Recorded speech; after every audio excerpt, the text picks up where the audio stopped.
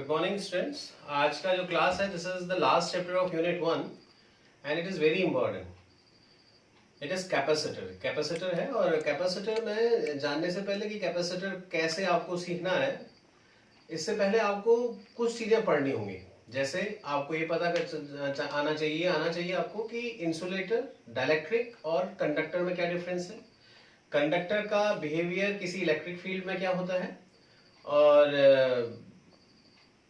कोई डाइलेक्ट्रिक अगर किसी इलेक्ट्रिक फील्ड में हम रख देते हैं तो वो कैसे बिहेव करता है, पोलराइजेशन किसे कहते हैं, पोलराइजेशन पे कैसे इफेक्ट पड़ता है।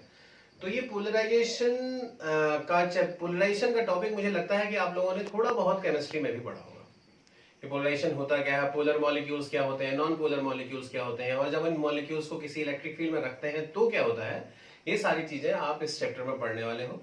फिर आप कैपेसिटेंस निकालोगे, और सबसे बड़ी बात है कि आपको ये जानना चाहिए कि इस चैप्टर को आप क्या पढ़ते क्यों हो और कैसे कहाँ यूज होता है इसका।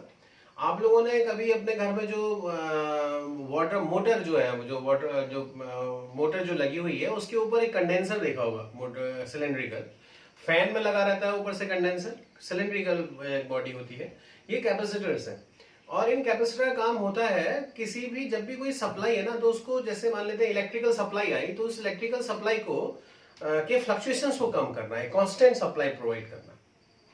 मतलब इसका बेसिक है कि किसी भी सर्किट को कांस्टेंट सप्लाई मिलती रहे, एक प्रॉपर सप्लाई मिलती रहे, उसमें ज्यादा फ्लक्चुएशंस ना हो, वो सर्किट को डैमेज करने से रोके। इसका काम कैपेसिटर का ही होता है। करता क्या है, ये चार्ज को स्टोर करता है, या एनर्जी कह सकते हो आप, एनर्जी को स्टोर करता है चार्ज के फॉर्म में और सप्लाई देता है। ये बिल्कुल उसी तरीके से काम में आता है जिस तरीके से आप लोग घर में खाने के लिए कई कंटेनर रखते हो, किसी में चावल रखते हैं, किसी में आटा रखते हैं। क्यों रखते हैं? हम डेली तो खरीदने जाते नहीं, हम डेली तो जाते नहीं है मार्केट में कि डेली 1 किलो आटा ले आए जो हमारे यूज के लिए हुए, फिर दूसरे दिन आटा ले आए।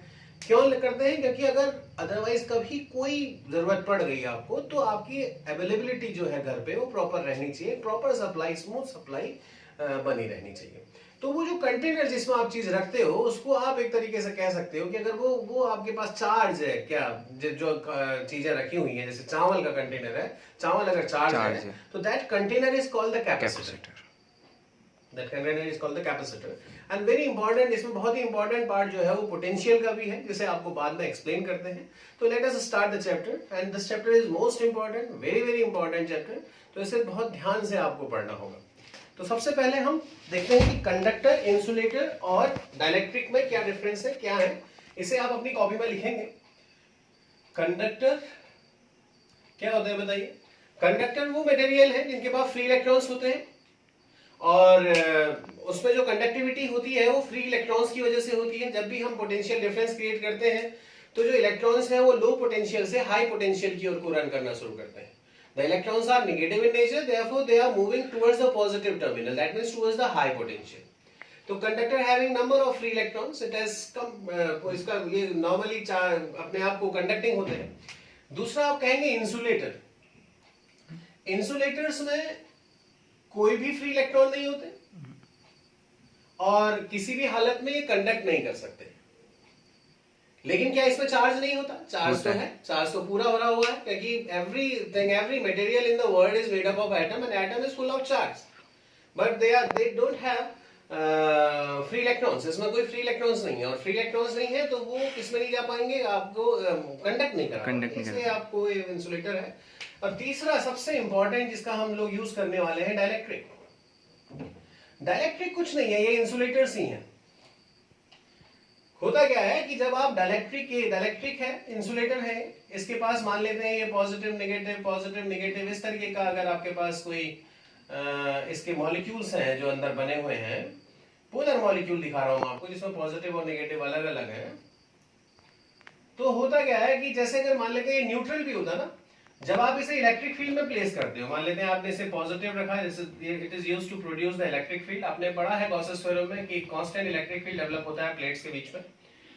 तो ये पॉजिटिव, तो अभी जैसे ऐसे रखा आपने, तो होगा क्या कि एक इलेक्ट्रिक फील्ड ऐसे डेवलप होगा और नेगेटिव जो है इधर की ओर को शिफ्ट करेगा, पॉजिटिव इधर की ओर को शिफ्ट करेगा। तो इस तरीके से इसके फेसेस चार्ज हो जाते हैं। मतलब whenever the dielectric it is an insulator, whenever the dielectric normally ये कंडक्ट नहीं कर रहा है, लेकिन जब भी हम इसे इलेक्ट्रिक फील्ड में रख रहे हैं तो ये पोलराइज हो जा रहा है, मतलब इसके फेस चार्ज हो जा रहे हैं। इसको मैं डिटेल में बताऊंगा। तो this is the dielectric is a kind of insulator. Normally इसके पास कोई फ्री इलेक्ट्रॉन्स नहीं होते। ओके, अब हम जो नेक्स्ट टॉपिक पढ़ने वाले हैं ये भी बहुत इंपॉर्टेंट है, इसे ध्यान से देखिएगा। This is behaviour of conductor in electric field. Behavior of conductor in electric field. देखिए, ये मैं एक इलेक्ट्रिक फील्ड डेवलप कर रहा हूं, ये पॉजिटिव प्लेट है एंड दिस इज नेगेटिव, और एक आपने क्या किया, एक कोई कंडक्टर आपने किसी भी शेप का इस तरीके से आपने उसे इसमें प्लेस कर दिया। अभी क्या होगा कि यहां नेगेटिव चार्ज इंड्यूस हो जाएगा, क्योंकि बिकॉज ऑफ द इंडक्शन ये इसके नेगेटिव चार्ज को यहां की ओर खींचेगा और पॉजिटिव चार्ज को यहां की ओर खींचेगा। इंपॉर्टेंट पार्ट ये होता है इसमें, मैं आपको थोड़ा सा और ज्यादा एक्सप्लेन करूंगा बाद में, क्योंकि इसका बिहेवियर आपको समझ में आएगा। जैसे मान लेते हैं आपने यहाँ Q चार्ज दिया है, यहाँ पे माइनस Q चार्ज है, तो यहाँ पे जो चार्ज डेवलप होगा ना, अगर ये फ्लैट है, यहाँ पे जो चार्ज डेवलप होगा वो बिल्कुल इतना ही होगा, माइनस क्यू। तो इसकी वजह से क्या होगा, बाहर एक इलेक्ट्रिक फील्ड है, जरा ध्यान से देखें, अंदर एक इलेक्ट्रिक फील्ड डेवलप हो गया है पॉजिटिव से नेगेटिव की ओर को। अगर ये कंडक्टिंग है तो इसके अंदर जो नेट इलेक्ट्रिक फील्ड होगा, electric field outside minus electric field inside, if it is conductor it will be zero. इसका मतलब ये हुआ कि इलेक्ट्रिक फील्ड कंडक्टर के अंदर क्या होता है, जीरो होता है। ये पढ़ा है आपने पहले। तो कंडक्टर के अंदर इलेक्ट्रिक फील्ड जीरो होगा, समझ में आ गया आप लोगों को? बिल्कुल समझ में आ गया। तो this is one of the property, whenever the conductor is placed in the electric field then electric field inside the conductor will be zero. If the electric field inside the conductor is zero, therefore no electric field lines can pass through the conductor. कोई भी electric field line इस conductor के अंदर से पास नहीं कर पाएंगी। First property, जब इलेक्ट्रिक फील्ड नहीं है तो इलेक्ट्रिक फील्ड लाइंस कैसे पास करेंगे। सेकंड प्रॉपर्टी देखिए, आप देख रहे होंगे जब अंदर इलेक्ट्रिक फील्ड जीरो है तो अंदर नेट चार्ज तो हो गया जीरो, यानी सारे का सारा चार्ज कहाँ आ गया, जरा देखें, वॉल ऑफ कंडक्टर यानी सरफेस पे आ गया। दूसरी प्रॉपर्टी है कि all charge resides on the surface of the conductor. Surface property पूरी तरीके से सारे का सारा चार्ज कहां पे आ गया।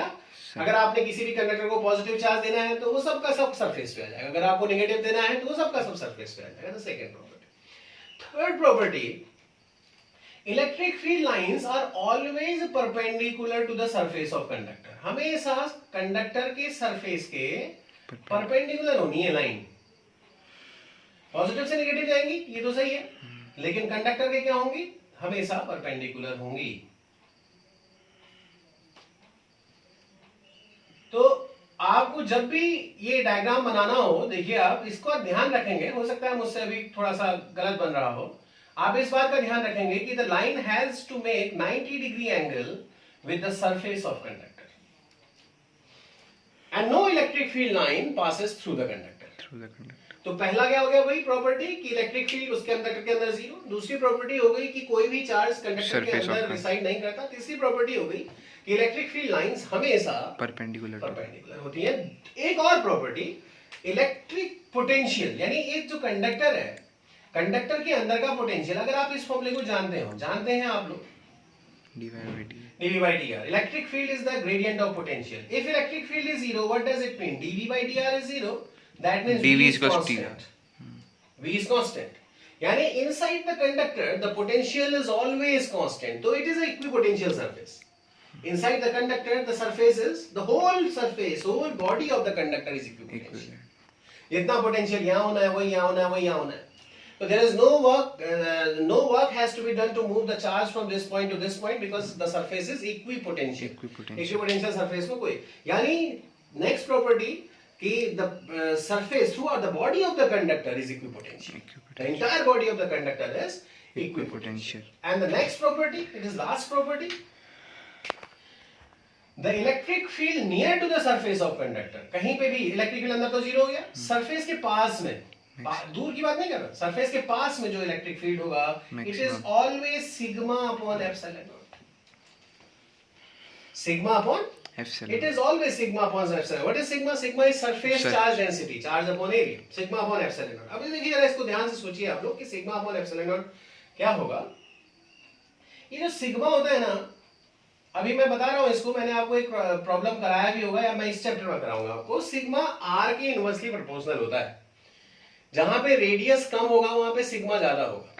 जैसे मान किसका लेते रेडियस? ये बता रहा हूं. जैसे मान लेते हैं कि कॉम्स लाइक शेप का कंडक्टर है, ऐसा से कंडक्टर ऐसा है. अब आपने इसको चार्ज दिया, you are providing the charge to the conductor. What will happen? The maximum charge will be at these sharp edges. Why? Because R is very less. यहां पे अगर आप इसको पॉइंट मान दीजिए, ये पॉइंटेड है ना. पॉइंटेड का मतलब छोटा स्फीयर बना. अगर स्ट्रेट लाइन बनाओगे तो इसका स्फीयर अगर बनाना चाहोगे तो इनफाइनाइट रेडियस का बनेगा. लाइन जितनी भी, जैसे मान लेते हैं आप ये कंसिडर कर रहे हो, देखिए ये एक स्फीयर. इस स्फीयर के कई हिस्से करते हो आप, बहुत सारे हिस्से करते हो. You are making number of parts. तो ये the smallest part can be considered as straight line. तो इसको अगर आप पूरा करते हो तो इसका कुछ रेडियस मिल रहा है आपको. अगर ये स्ट्रेट होता तो इसका रेडियस कितना होता है? इनफाइनाइट, लेकिन पूरा ही नहीं कर पाता. और अगर बहुत छोटा स्फीयर है तो कैसा होगा? पॉइंटेड. यानी रेडियस किसका कम? जो पॉइंटेड है. यानी इसमें कौन से वाले, ये पॉइंटेड का रेडियस क्या होगा? सबसे कम होगा. यानी इसकी डेंसिटी, सरफेस चार्ज डेंसिटी क्या होगी? सबसे ज्यादा होगी. यानी इलेक्ट्रिक फील्ड इसका क्या हो गया? सबसे कम, सबसे ज्यादा. Electric field is directly proportional to sigma. यानी इलेक्ट्रिक फील्ड कहां पे सबसे ज्यादा होगा? शार्प एजेस पे. इसलिए वो पोलराइज कर देगा, इसलिए वहां से डिस्चार्ज होना शुरू हो जाता है. हमेशा जो इलेक्ट्रिक डिस्चार्ज होता है वो शार्प एजेस से पहले होता है. इसलिए अगर आप किसी भी चीज को बनाना चाहते हो, if you want to make a conductor to store the charge, then you have to make a spherical conductor.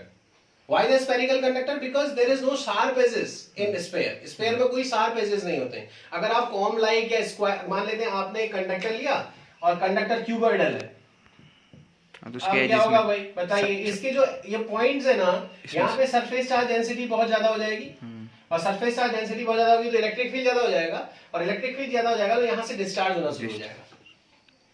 Electric field से डिस्चार्ज, यहाँ से डिस्चार्ज होना शुरू हो जाएगा. इसका मतलब अब आप जो भी आपको, क्योंकि हमको तो इस चैप्टर में पढ़ना ही है, चार्ज को स्टोर करने वाली डिवाइस बनाना है, तो हम चाहेंगे कि एक ऐसी डिवाइस बनाए जिससे कि डिस्चार्ज कम से कम हो. और डिस्चार्ज नहीं होगा तो ऐसी कंडीशन में इसका मतलब स्फेरिकल कंडक्टर बेटर है कि हम किसी भी बॉडी को.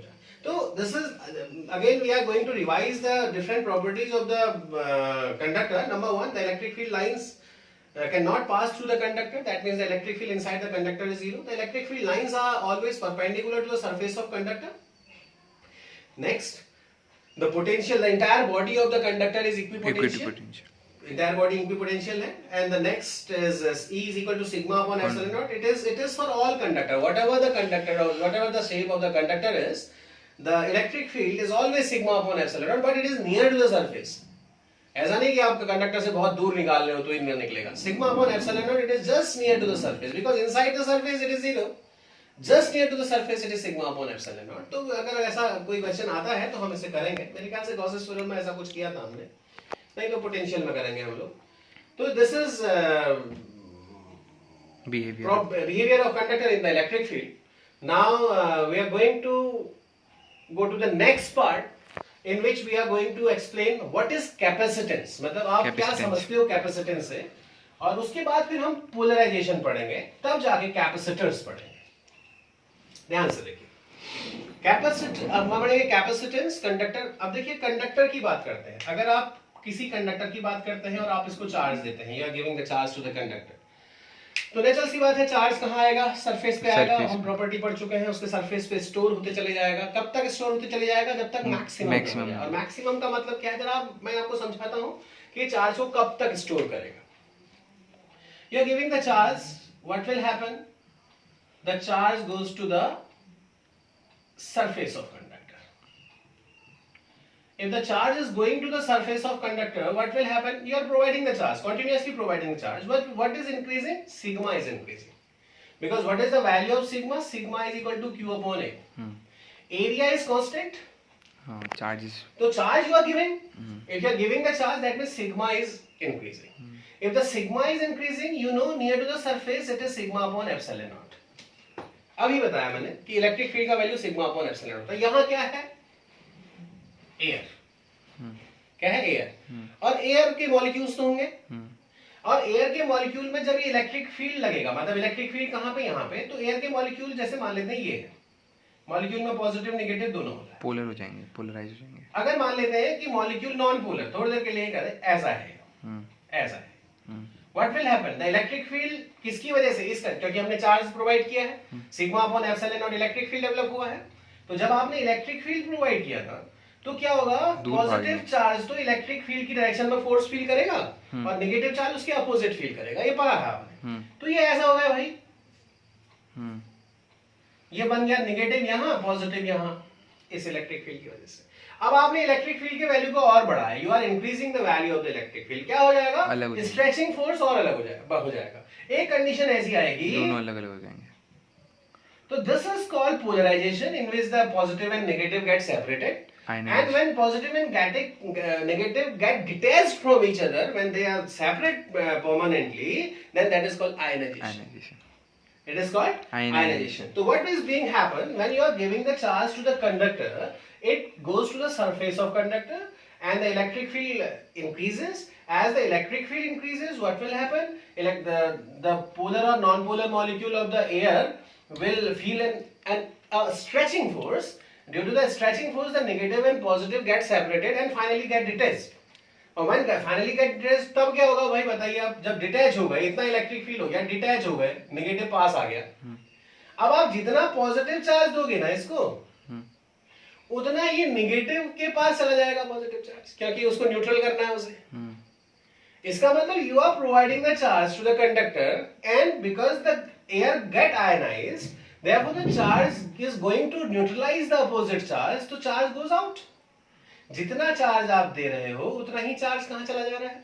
बाहर मतलब न्यूट्रलाइज करना, क्योंकि एयर क्या हो गई है? आयनाइज। जब तक आयनाइज नहीं हुई है तब तक तो वो स्टोर कर रहा है। जैसे ही एयर आयनाइज हो जाएगी, जैसे ही सराउंडिंग आयनाइज हो जाएगी, एयर गैस जैसे ही सराउंडिंग आयनाइज होगी, सबका सब नहीं जाएगा, वही जाएगा जितना आप एक्स्ट्रा प्रोवाइड करो, जितना आपने एक्स्ट्रा प्रोवाइड किया। तो अगर मैं तो मतलब फिर एयर भी कंडक्टिंग हो जाएगी, एयर मतलब उसमें देखो एक ऐसा कोई भी मटेरियल नहीं है जो परमानेंटली, जिसे आप परफेक्ट इंसुलेटर कह सकते हो।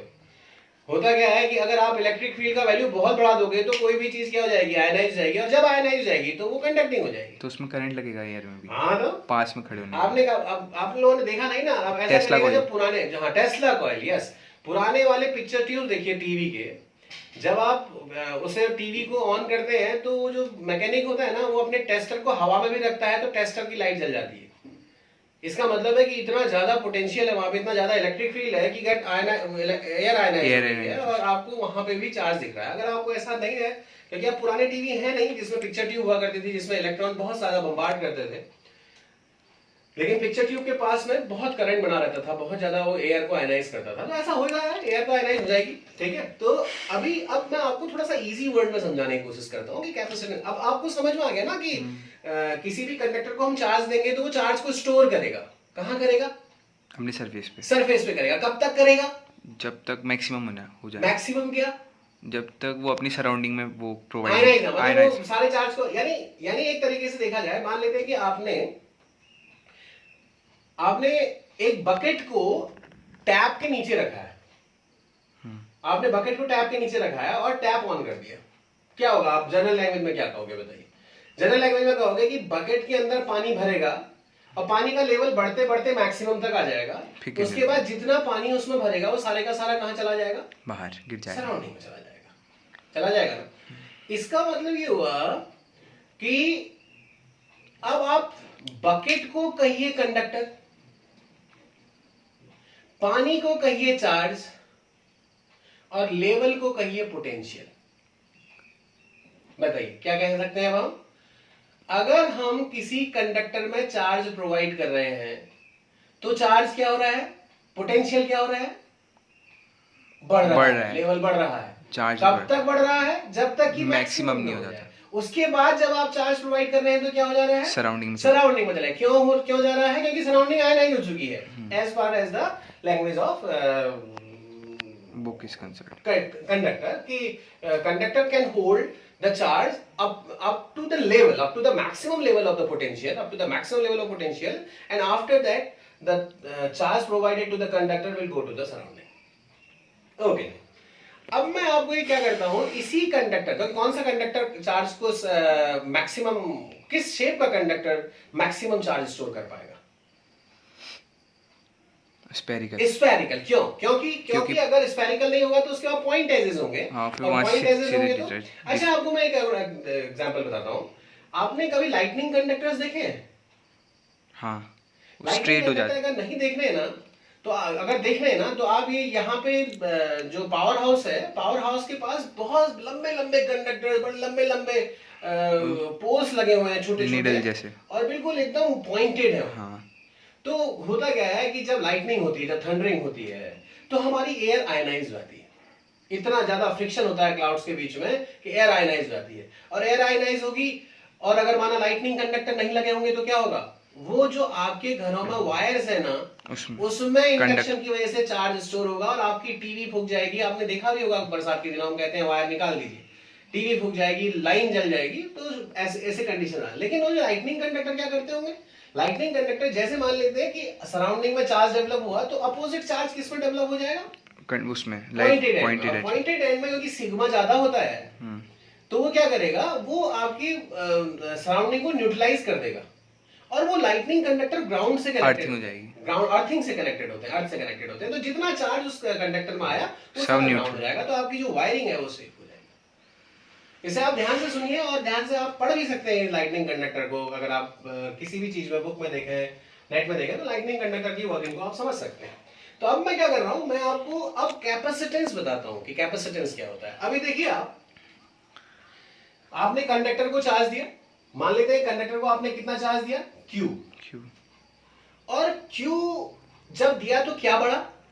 पोटेंशियल। Very good. तो Q is proportional to V। पक्का? when you provide Q to conductor, then it is proportional to V. Then Q, when you remove this proportional sign by equal sign, then a constant comes. That constant is called capacitance. C is called capacitance of conductor. So what is C? C is equal to Q upon V. Now listen to me very carefully. Q charge, V potential. When you draw the graph between Q and V, constant. No, it will come straight line. As you are providing Q, increase V. And the slope, इसका जो slope होगा, slope theta, C बताएगा. Slope tan theta will show Q upon V and it is C. And the important thing is that, ध्यान से सुनिए, C does not depend upon Q, it does not depend upon V. Because it comes as constant. यानी capacitance किस पे depend करेगा फिर भैया? ना तो चार्ज पे डिपेंड कर रहा है, ना V पे डिपेंड कर रहा है, शेप पे करेगा। स्फेरिकल है तो कुछ और होगा, ठीक है? तो it depends on the shape, physical appearance, physical capacitance, मतलब capacitance depends upon the shape of the conductor, simple. Now what is the unit, SI unit of capacitance is farad. F-A-R-A-D, farad. F. So 1 F is equal to 1 coulomb upon 1 volt. If you provide 1 coulomb charge and the potential increase by 1 volt, then we can see that the capacity of that conductor is 1 farad. But 1 farad is very big unit, बहुत बड़ी unit होती है। तो 1 microfarad is 10 to the power minus 6 farad. 1 picofarad is actually 1 microfarad and it is 10 to the power minus 12 farad. तो ये क्या मतलब? लेकिन अगर आप कोई कहेगा कि सर आपने Q और C के बीच ग्राफ ड्रॉ किया तो कैसा होगा? स्ट्रेट। और V और C के बीच ग्राफ किया फॉर कंडक्टर, अभी मैं इसको चेंज करने वाले हैं अभी हम बाद में, shape wise. Now we are going to find the capacitance of spherical capacitor.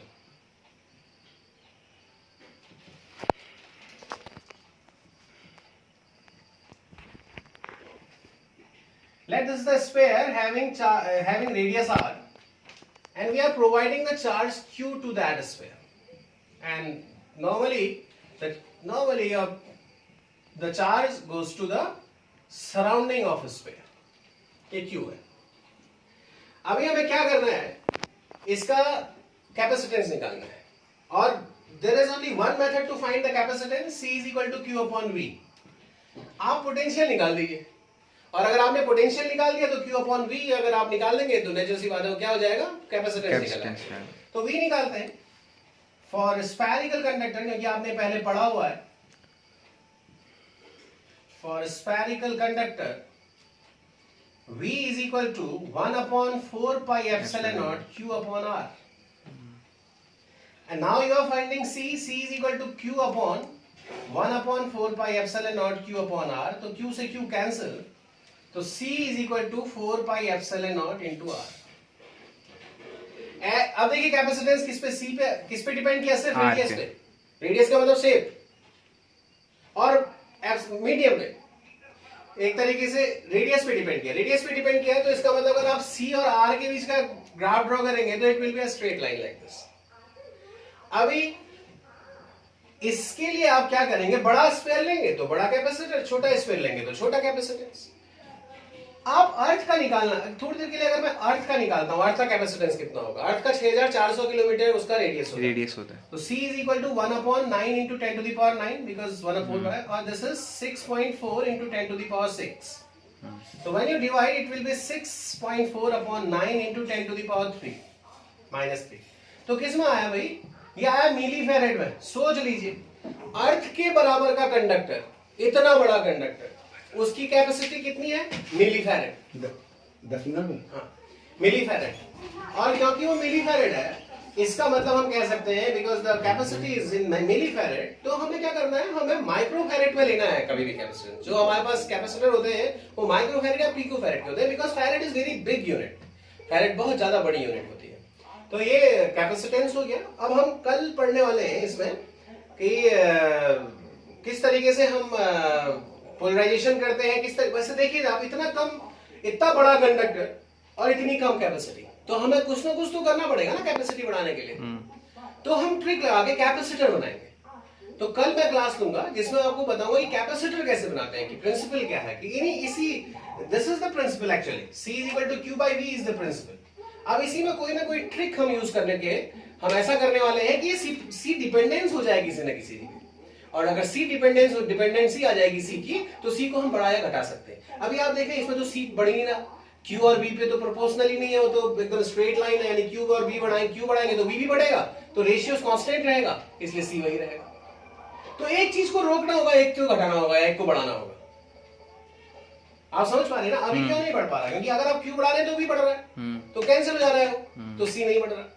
अब हम इन दोनों में से किसी एक चीज को बढ़ाएं और दूसरी चीज को रोक दें, एक चीज को, या तो Q को बढ़ा दें, V ना बढ़े, या फिर V को घटा दें, Q चेंज ना हो। ऐसा कुछ करके हम कैपेसिटी बढ़ाने की कोशिश करेंगे। Okay, thank you and have a nice day.